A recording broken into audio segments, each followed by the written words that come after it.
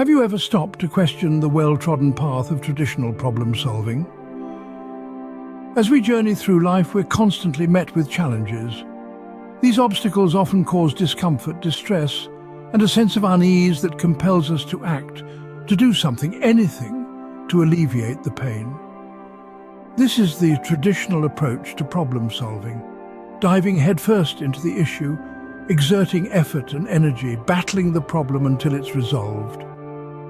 It's an approach that values action, that thrives on the hustle and bustle of constant movement. But what if we've been looking at it all wrong? What if this relentless pursuit of solutions, this unending cycle of action and reaction, is not the most effective way to overcome life's challenges? This is the question that has been asked, stirring the pot, challenging the norms of our problem-solving instincts. It's a query that invites us to consider an alternative perspective, a shift in our internal focus. Instead of concentrating solely on the external problem, what if we turned our attention inward to our emotional state? Take, for example, a common issue many of us face, financial struggles. The traditional approach would have us working harder, earning more, cutting expenses. But what if the real issue isn't the lack of money, but our emotional response to it? What if the distress, the anxiety, the fear we feel is not a result of the financial problem itself, but our reaction to it? By shifting our focus from the external problem to our internal emotional state, we can start to see our challenges in a new light. We can begin to understand that our emotions, not the problems themselves, are what truly hold power over us. And with this understanding, we can start to take control, to change our emotional responses and thus change our lives. Clear, rational thinking, free from emotional distortions, is the cornerstone of this approach. It's about seeing things as they truly are, not as we fear them to be. It's about understanding that our emotions, while valid, do not dictate reality. So what if the key isn't to dive headfirst into the problem, but rather to dive inward? Consider for a moment a common problem: financial issues. The immediate response for many of us is to focus on the tangible problem at hand, the lack of money. We become engrossed in the numbers, the debts, the bills, the dwindling bank balance.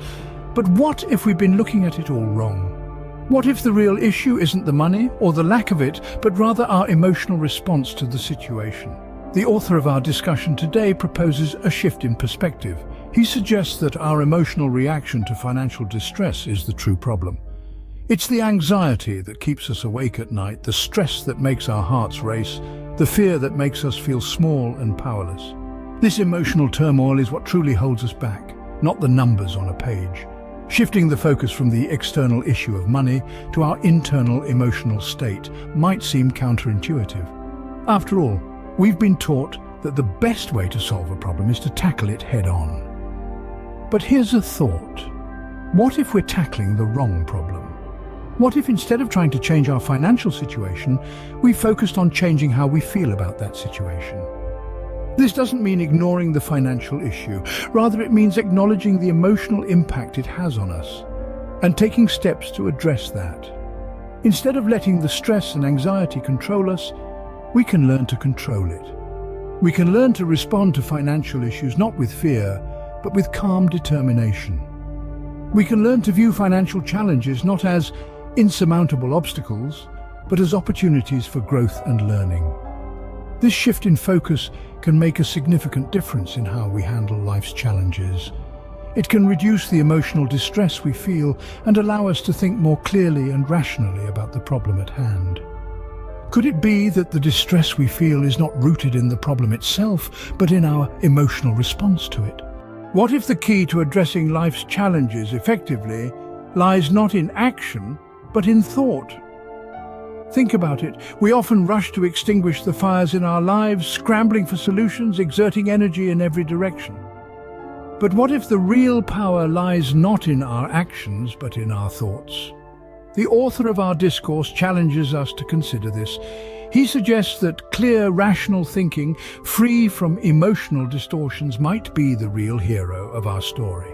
He proposes that we have been looking at it all wrong. Our focus, he says, should be on the internal rather than the external. Imagine you're in a maze. It's easy to panic, to run in all directions, hoping to stumble upon the exit.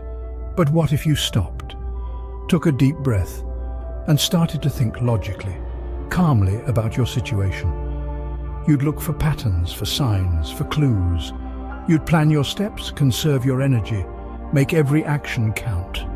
You'd be more likely to find the way out, wouldn't you? It's the same with life's challenges. The author suggests that instead of being reactive, we should be reflective.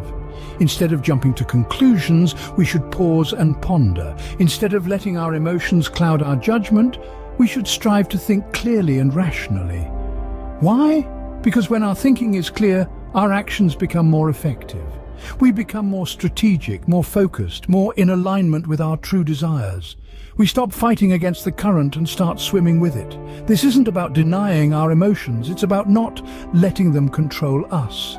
It's about understanding that our thoughts have power, that they can shape our reality, that they can turn our challenges into opportunities. The author invites us to consider this shift in perspective, to see the power of clear thinking, to understand that sometimes the best action is thought, to realize that we hold the key to addressing life's challenges effectively, not in our hands, but in our minds. So, could clear, rational thinking be our greatest ally in the face of adversity? Have we been misguided by the belief that action is the key to problem solving? Throughout our lives, we've been taught that to overcome challenges, we must act, we must do, we must solve. This belief, while not entirely misguided, may not be the complete picture. Let's consider an alternative perspective, one that may initially seem counterintuitive. Instead of focusing solely on action, what if we shifted our focus towards internal alignment? What if we paid more attention to aligning ourselves with our true desires and ambitions rather than merely reacting to our problems?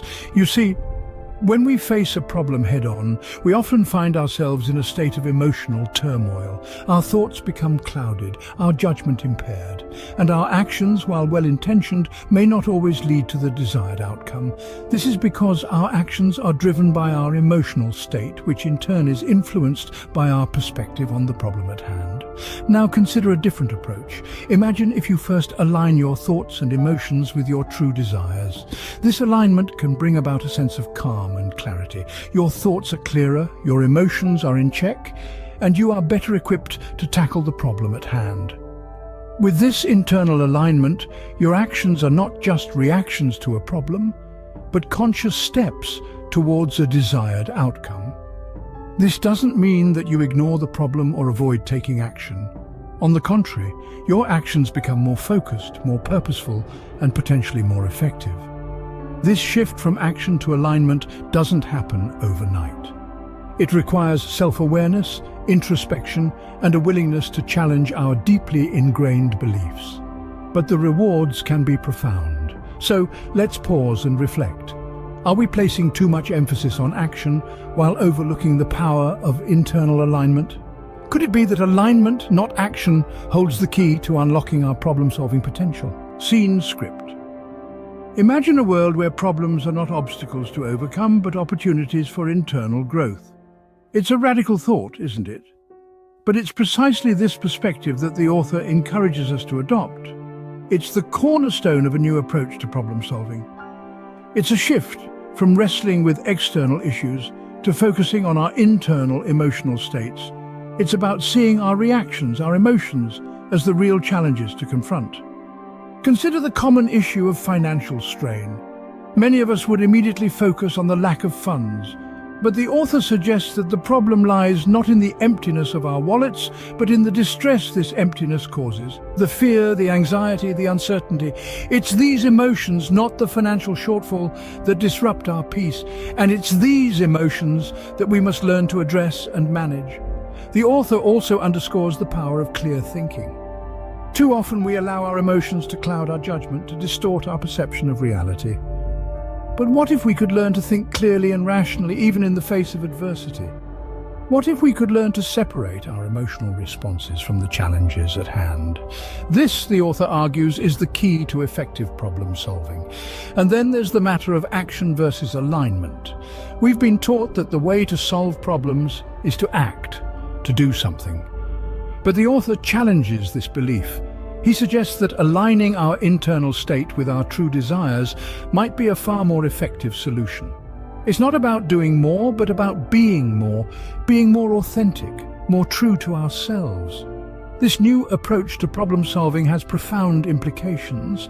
It suggests that our struggles can become opportunities for personal growth, that our problems can become catalysts for self-improvement. Could this shift in perspective not only change how we solve problems, but also how we live our lives? What an extraordinary thought. What an incredible possibility.